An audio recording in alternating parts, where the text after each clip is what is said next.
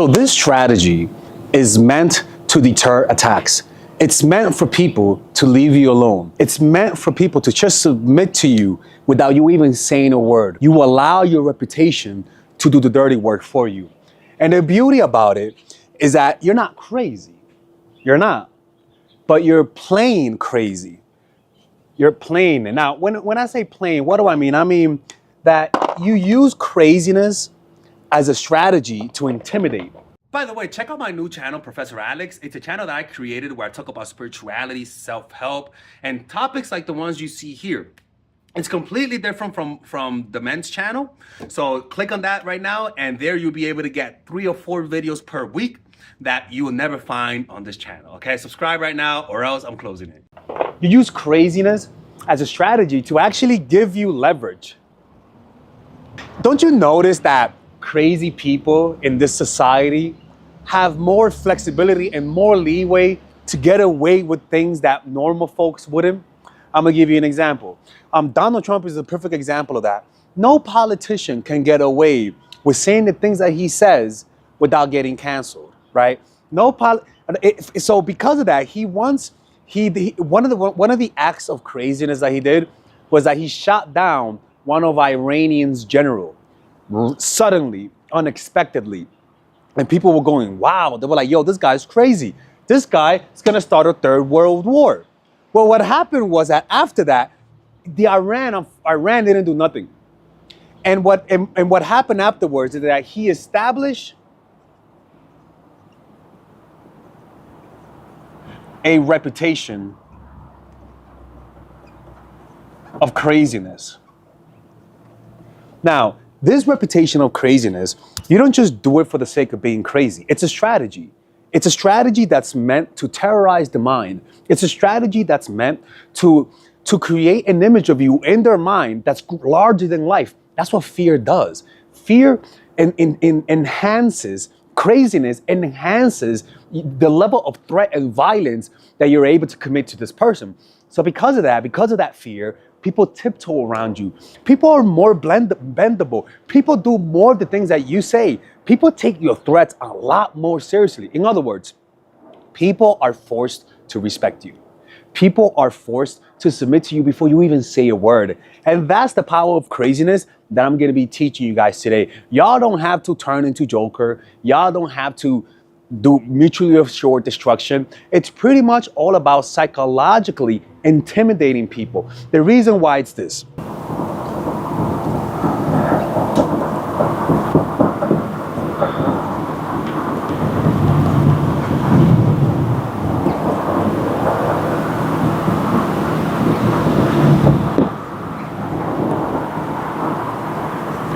First thing is that people are most likely to attack you, to try to use you, to resist you more, to put up psychological defenses if they think that you're weak. And how do you know that? Well, which is the next thing.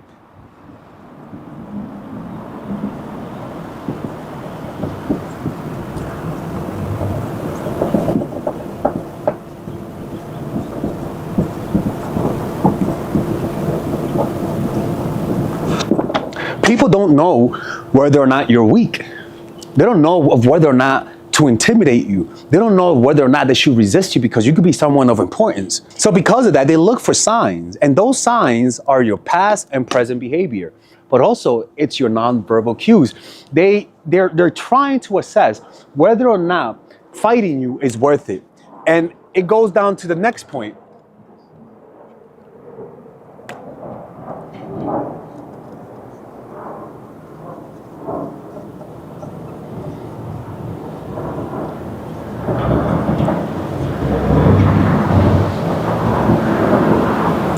And this is the core of what I'm talking about today. They are after quick and bloodless victory. Most people are cowards. If they know that you're gonna fight back, they'd rather leave you alone. Even if the attack that they do on you is more devastating than your retaliation, most people would rather leave you alone. It's not worth it. They're looking for people who will not fight back. They're looking for people who they could win without having to shed any bloodshed. So what we want to be able to do is to hide your weaknesses and create a powerful reputation by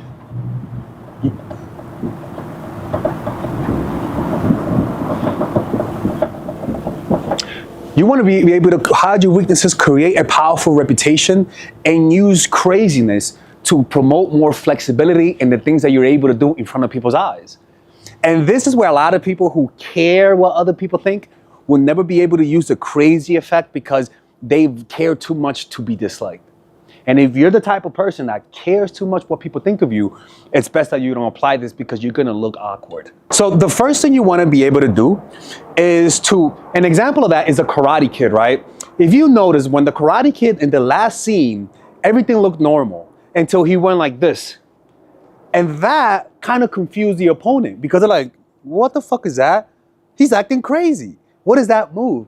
And how unconventional it was, it caused people to be a little bit more careful, right? Another example is when I play basketball, right? There are some people who have the crazy eye that when they talk, they're like, motherfucker, I didn't foul. That's not a foul. You're like, you know what? Fuck this guy. Okay, it wasn't a foul.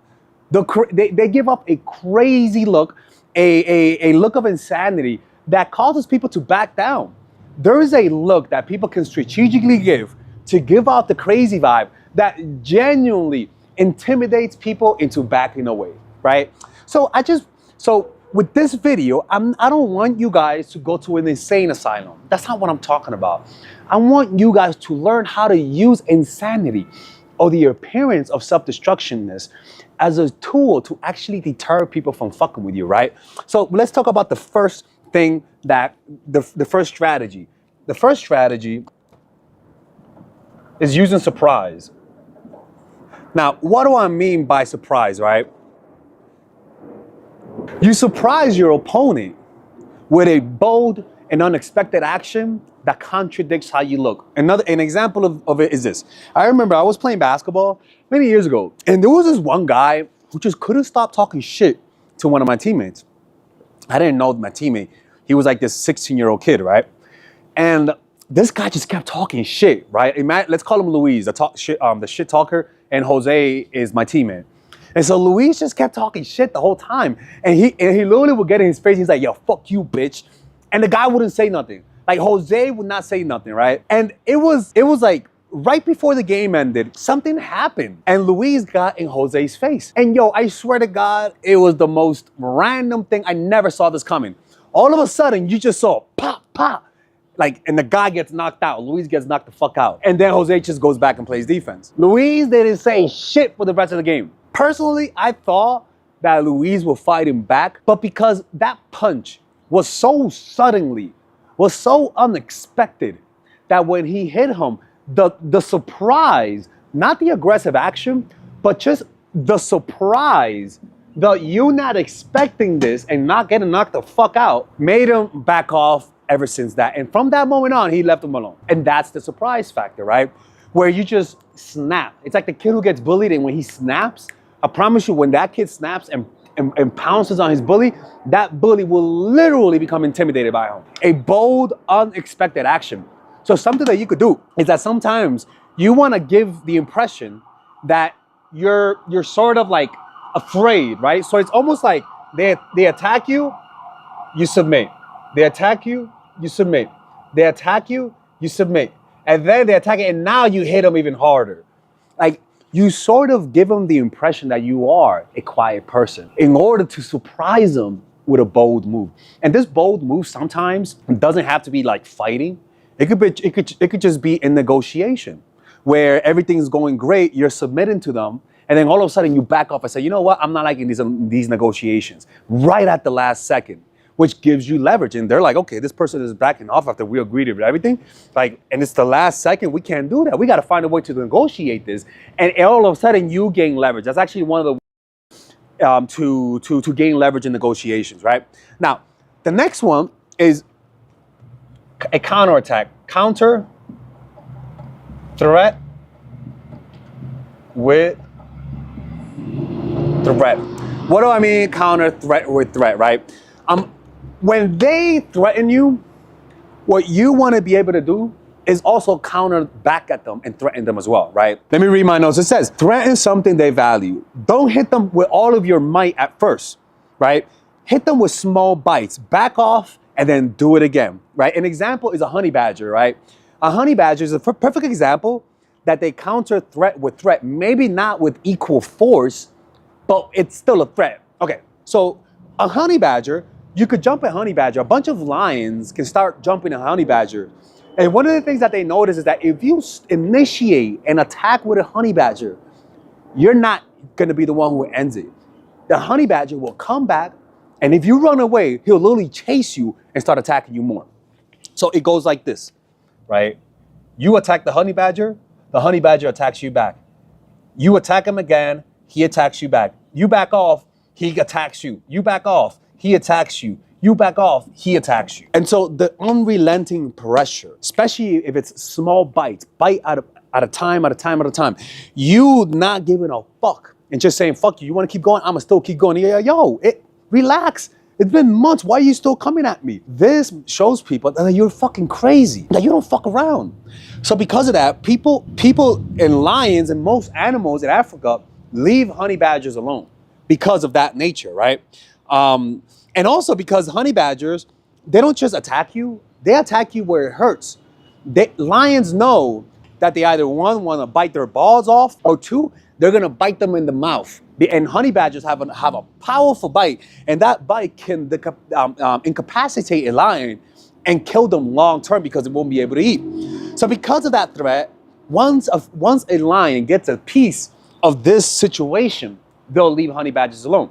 And that's how honey badgers can be small and outnumbered, but they're still able to intimidate a pack of lions because of just how persistent and how relentless they are, that if you attack them, they're not gonna stop. Like they will keep going. And so the first time that happens, deters them from ever fucking with you again, right? Now, the next thing is appear suicidal.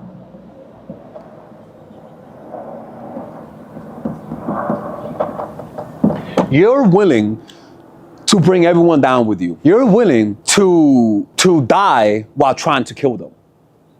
And that type of suicidal streak is one of the most intimidating things. It's the kamikaze fighters of Japan. It's the terrorists that blows themselves up. That type of ability to know that this person is willing to die just to try to kill me. You're willing to get fired just to spite me. You're willing to go to prison just to spite me. You're willing to get in a fight with me where I will 100% break all of your teeth, all because you just want to get that one punch in. Ladies and gentlemen, that is, you might say that's crazy. Why would that person do that? Why would someone do that? Well, that's the point. Somebody who's observing you, seeing how self-destructive you are, will not want to do anything with you. And that's the thing with crazy people. You don't fight someone who is willing to lose everything. You don't fight someone who is back down. They call that death ground strategies, where you have nothing else to lose. And because you have nothing else to do, you fight 1,000 times harder. And that is something that intimidates the mind, right? Because the mind will start to imagine, what else are you capable of, right? An example of that is that imagine you do a crime with someone, and this person wants double of the loot, right? And he says, "You don't give me double, I'm gonna tell people that we did this and we're both going to prison." And in your mind, you're like, and he'll say, "Well, you know what? I did prison one time. I'm willing to do it again. Are you willing to do that?" People, that craziness, that ability to just not give a fuck, you will get so much more in life than just being super careful and super submissive to people, right? Now, the next thing that you want to do is terrorize the mind. Now, what do I mean by terrorizing the mind? One of the ways that you threaten people and it penetrates the mind is to threaten them indirectly. An example, let's just say you're a husband and you're taking your wife for granted. And the wife, rather than tell you she's gonna leave, you overhear her talking with her friends that says, "Yo, man, I'm thinking of leaving next week. I'm not gonna tell him, but this is a little bit too much." He overhears that.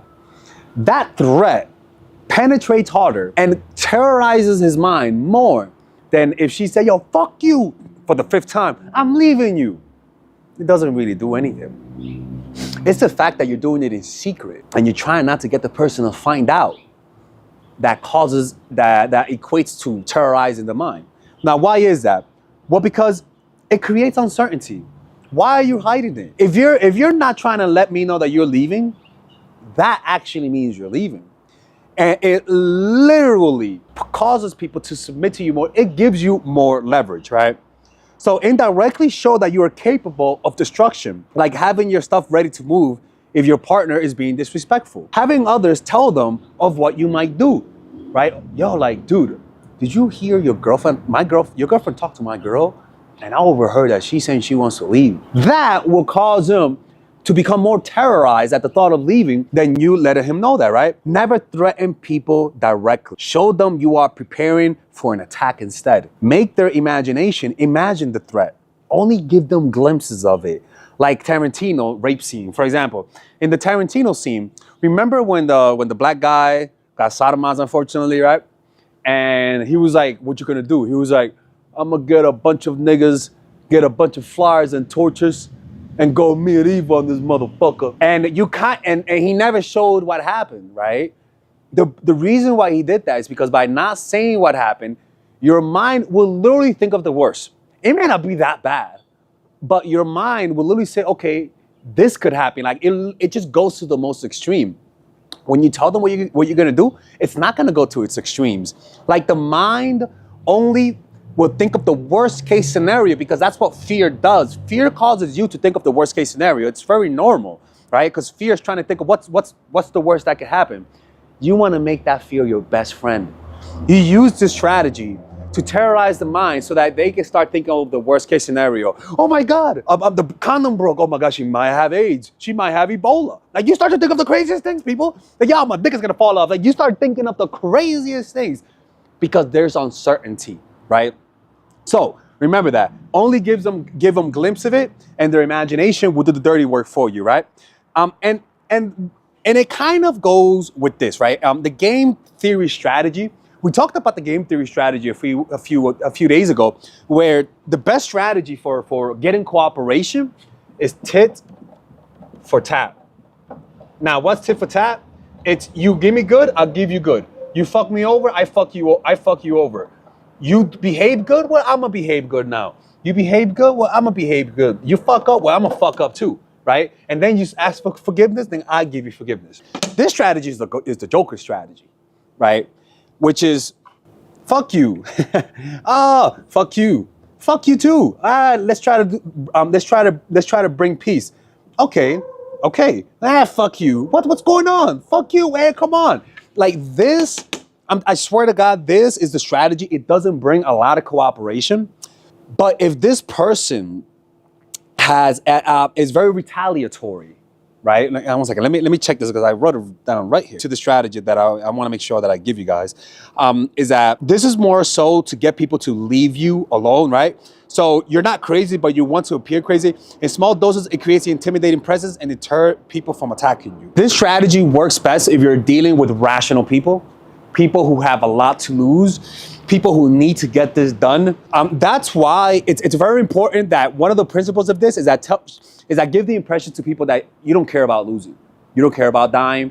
You don't care about going bankrupt. You don't care about going to prison. You don't give a fuck about anything. The definition of insanity. I don't give a fuck what you think of me. I don't give a fuck what he thinks of me. That guy could go, in fact, your granny right there, she could go fuck herself. It's rational people who have a sense of logic.